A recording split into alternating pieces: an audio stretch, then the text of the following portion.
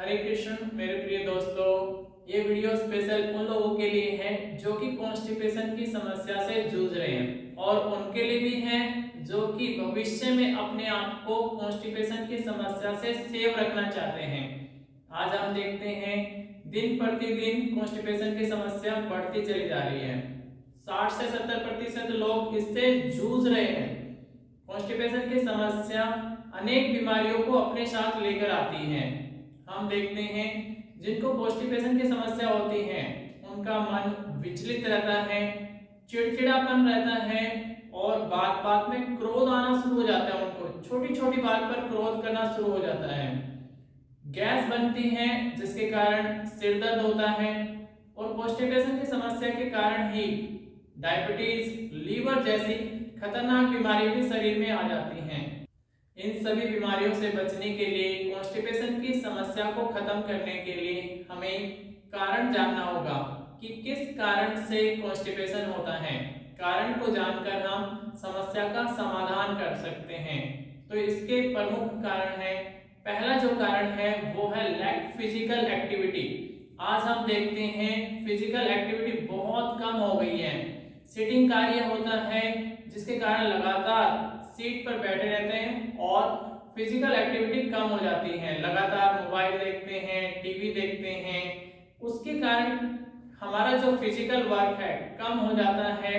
Blood circulation कम होता है, उससे पाचन शक्ति कम हो जाती है और कॉन्स्टिपेशन की समस्या उभर कर सामने आती है। तो पहला प्रमुख कारण जो है लैक फिजिकल एक्टिविटी हो जाना। दूसरा कारण है अनियमित समय पर भोजन करना, बार बार भोजन करना। हम देखते हैं कि पहला जो भोजन किया था वो पचा नहीं है, अभी फिर दूसरी बार भोजन कर लिया, फिर दोबारा खा लिया।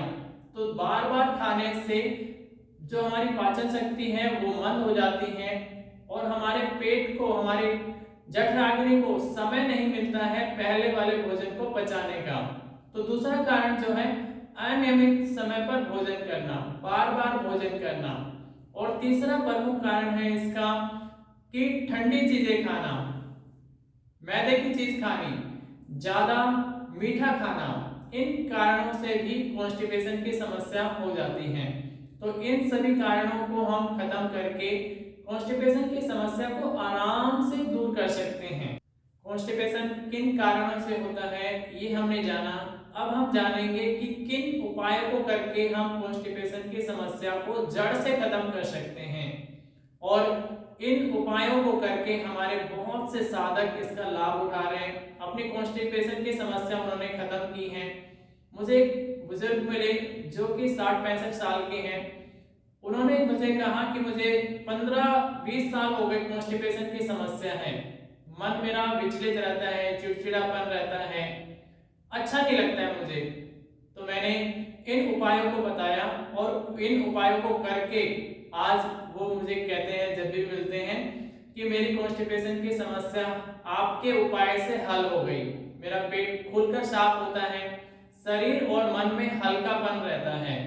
तो आप भी इन उपायों को करके अपनी कॉन्स्टिपेशन की समस्या को आराम से हल कर लेंगे। आइए अब हम जानेंगे जिन उपायों को करके आपकी कॉन्स्टिपेशन की समस्या जड़ से समाप्त होगी। पहला उपाय है कि हमें भोजन दिन में केवल 2 बार करना है, फिर उसके बाद कुछ खाना नहीं है। सुबह का एक टाइम सेट कीजिए, आप 9, 10, 11 कोई भी एक टाइम चुन लीजिए। ऐसे ही शाम का एक टाइम चुन लीजिए, 6, 7, 8। उन 2 समय पर ही आपको भोजन करना है। आप अच्छे से भोजन कर लीजिए उन 2 समय में तो बहुत अच्छा होगा। तो पहला हमें यही ध्यान रखना है कि केवल दिन में 2 बार भोजन करना है। दूसरा हमें ध्यान रखना है कि हम जब भोजन करेंगे तो उससे तुरंत पहले जो सुबह वाला भोजन होगा उसमें हम फ्रूट्स लेंगे, कुछ पपीता हो गया, सेब हो गया, एक केला हो गया, जो मौसमी फल हैं, अमरूद आदि, तो वो एक ले लेंगे आप। ऐसे ही शाम को जब आप भोजन करेंगे तो उससे तुरंत पहले सलाद खानी है आपको। उसमें एक नींबू निचोड़ लें और नींबू निचोड़ा हुआ सलाद आप भोजन से पहले खाएं।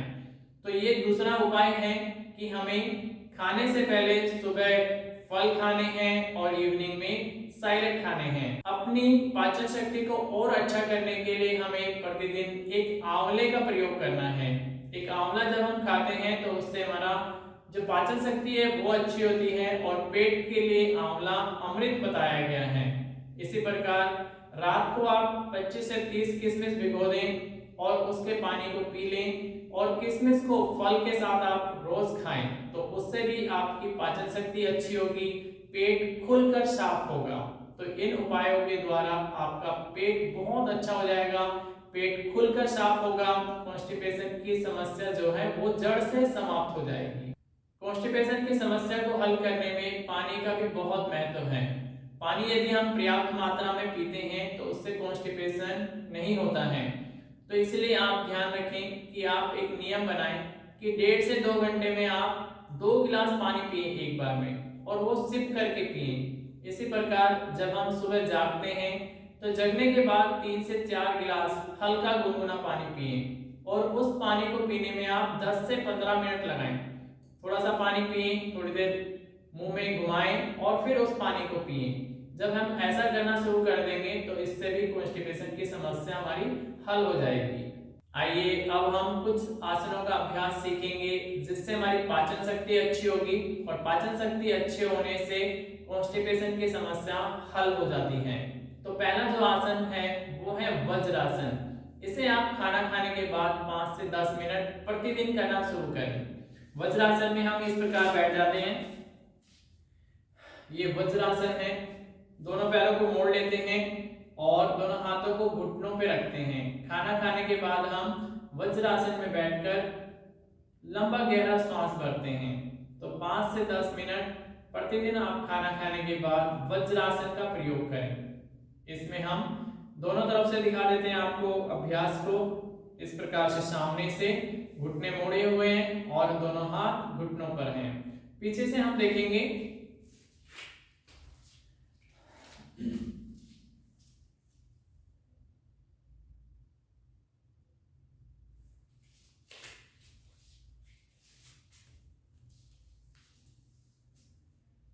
इसमें हमारा जो बायां पैर है वो नीचे होता है और दाएं पैर का अंगूठा ऊपर होता है। दूसरा अभ्यास जो हमारी पाचन शक्ति को अच्छा करेगा वो हमें 45 डिग्री अपने पैर को ले जाना है और फिर नीचे लेकर आना है। पैर को नीचे टच नहीं होने देना, बस ऐसे हम 10 to 20 टाइम्स अभ्यास करेंगे। ऊपर लेकर जाना, नीचे लेकर जाना, श्वास भर के ऊपर ले जाना, श्वास छोड़कर नीचे ले जाना।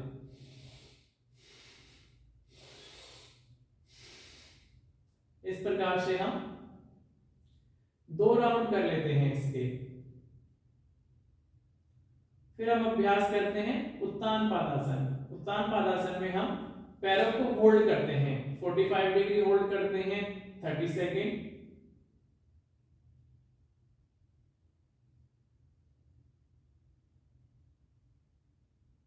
फिर धीरे धीरे पैर नीचे लेकर आते हैं। पहले हमने 45 डिग्री पर अपने पैरों को रखा, फिर 30 डिग्री पर भी हम 30 सेकेंड होल्ड करेंगे कम से कम।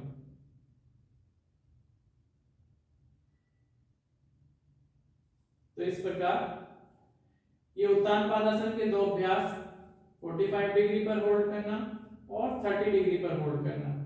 तो ये इसके भी 4 से 5 राउंड कर लेते हैं। तो इससे हमारी पाचन शक्ति बहुत अच्छी हो जाती है।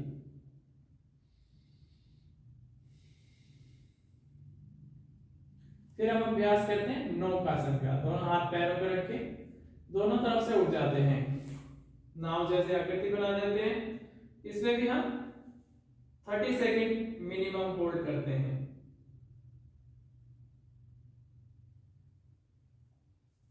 एक अभ्यास हम उठक बैठक का करते हैं। उठक बैठक करने से हमारी पिंडलियों पर दबाव पड़ता है जिससे हमारी पाचन शक्ति अच्छी होती है और कॉन्स्टिपेशन की समस्या हल होती है।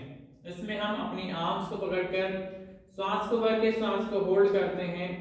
श्वास को वापस आकर ही छोड़ना है। श्वास भरा, पहले नीचे गए, फिर ऊपर आकर श्वास को छोड़ा।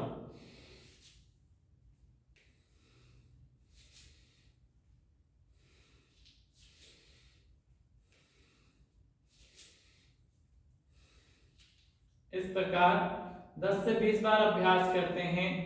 आप सब इन उपायों को प्रतिदिन करें, इन आसनों को करें, जिससे आपका पेट बहुत स्वस्थ हो जाएगा। जल्द ही आपकी कॉन्स्टिपेशन की समस्या हल हो जाएगी और आपका जीवन सुंदर से सुंदर होता चला जाएगा।